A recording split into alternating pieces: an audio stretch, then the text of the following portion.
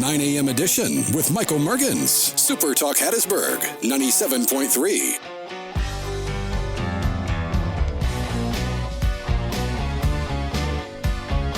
All right, PRCC Wildcat Radio Show coming up in the next segment, 9:36. Chuck Abity will be in studio. And his guest today, Carrie Valance, Director of Marketing and Recruitment at Pearl River Community College. Got a lot to talk about. And that's where we put a focus on PRCC every Tuesday at 9:36. But as I mentioned in the last segment, it is the third Tuesday of the month. And if you're keeping track, this is where we put a focus on Camp Shelby Joint Forces Training Center. And joining me on the phone, Camp Shelby's Victim Advocate, Sexual Assault Prevention and Response VA, Joyce McCullum. Good morning, Joyce, and welcome. Good morning. Thank you. This is Glad to be here. This is a real heavy topic, but I'm glad it's something that we're able to talk about on the air, because I imagine a lot of people, it's something that I think most people in the back of their mind are aware happens everywhere. But again, it's just something that you don't really think about all the time, but it is so important to have a program like this at Camp Shelby. So I guess let's start off and talk about how you came into this position.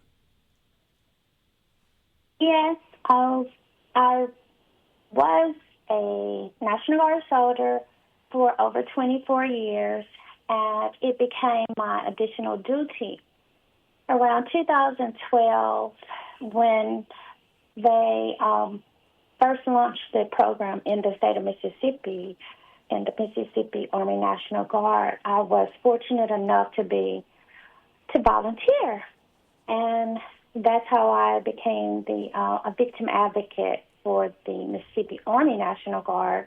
And after I retired, I was once again fortunate enough to get a full-time position as a victim advocate for the state of Mississippi Department of Defense, down working for the state, but also positioned at Camp Shelby.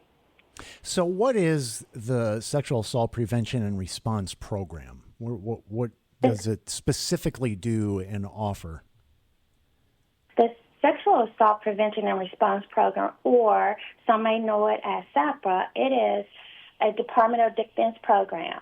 It's designed to prevent sexual assault and provide support to victims if it's occurred. The program, it focuses on education, awareness, prevention, and response. If a service member experiences assault, that's when the SAPR program ensures that they have access to confidential reporting, advocacy, medical care, counseling, and legal resources. It's important because every service member deserves to work and serve in an environment that is safe, respectful, and free from sexual violence. And of course, in the world that we live today, this is becoming more and more in the public knowledge, and we see news stories in that. Can you speak to what the process was prior to SAPRA being initiated? Was there a process within the military? Well,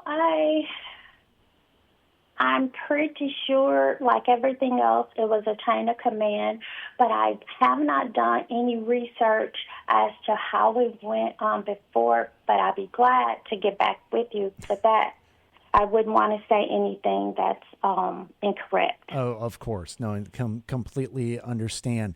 So describe the actual program. You mentioned what it does and the services that it offers to those at Camp Shelby and the process.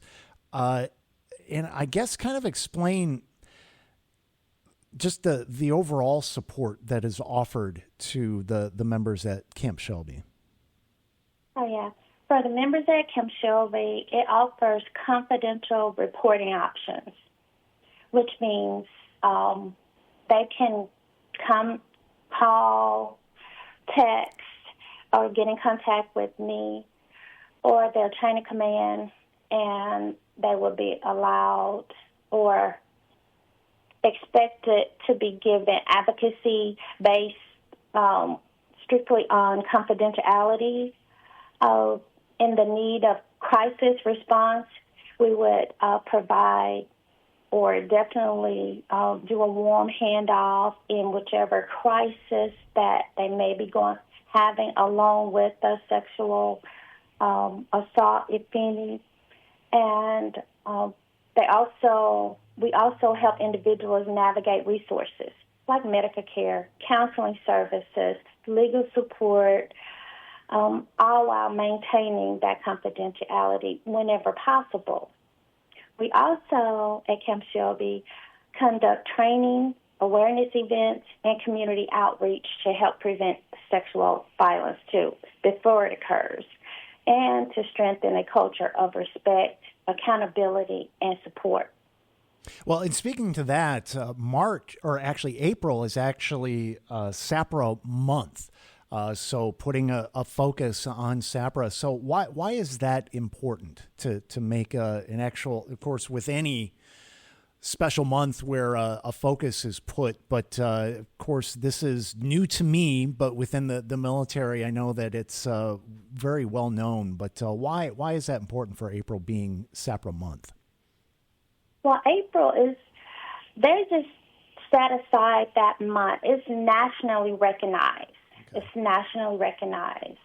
April is not just, sexual assault is not just in April, but it's nationally recognized in April. And during the April week, installations across the country focus on education, prevention, and community engagement to reinforce the message that sexual assault has no place in our ranks or our communities. It is to hone in on sexual assault prevention. And speaking to just even educating the public and reaching out to the public, there's an upcoming sexual assault prevention and response 5K run walk that's going to be held at Camp Shelby. Talk about that. Yes. So this will be our first annual, prayerfully it will be an annual event. It's going to happen April 18th this year at 1 o'clock p.m., and that's going to be on a Saturday. Anyone can register. It will be held on Camp Shelby, and it's going to be our 5K run walk, and the theme is Step Forward, Prevent, Report, and Advocate. And that's the theme for the SAPR throughout the United States. So that is what we would be doing. And we'll have all the flag, of people, pillars of the community, Camp Shelby. And we're asking if anyone wants to sign up, they can. And if I'm allowed to, I can give you the link. Yeah, go please. To try. Okay. They can sign up there's a QRC code, but I'll read the link. They can sign up at runsignup.com. Race, Mississippi, Hattiesburg, Camp Shelby, First SAPM, 5K run walk. Hopefully, if they go to runsignup.com and race, they should be able to find us from Camp Shelby.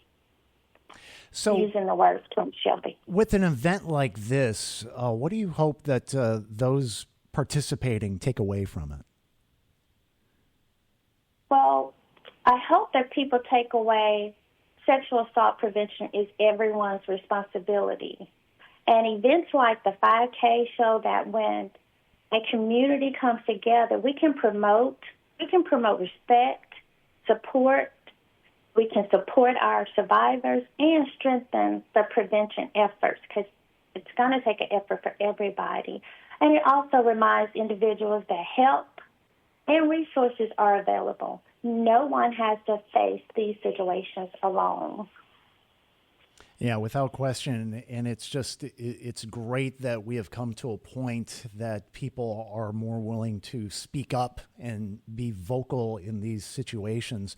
Before we run out of time, I know Camp Shelby hosts so many events. Of course, that's why we do this segment, is to put a focus on Camp Shelby and a lot of the things that are available and open to the public. Are there any other events that are coming up that you'd like to highlight? Yes, there is. There's going to be a sunrise service. In addition to that 5K at Camp Shelby will also host a sunrise service on April 2nd, 2026 at 7:30 on the White House grounds. And we invite members of the community to come out and join us and fellowship together as a broader effort to bring people together during the month. And if people want to really just get involved or learn more about the SAPR program, what should they do? They could just reach out to me or the Camp Shelby SAPR's office, or visit the Department of Defense SAPR's website. And we encourage service members and community members to participate in awareness events, support prevention efforts, and continue spreading the message that sexual assault prevention starts with each of us. Well, this is a great program, and I know you're very busy, but thank you so much for taking the time out today. Joyce McCullum, Camp Shelby's victim advocate, sexual assault prevention and response. We do appreciate it. Thank you, Joyce, for coming on the program today. Thank you for having me. And that's going to do it for 9 a.m. edition. PRCC Wildcat Radio Show is up next. Chuck Abity in studio with his guest, Carrie E. Valance, back here tomorrow. So until then, as always, be safe, be kind, and God bless.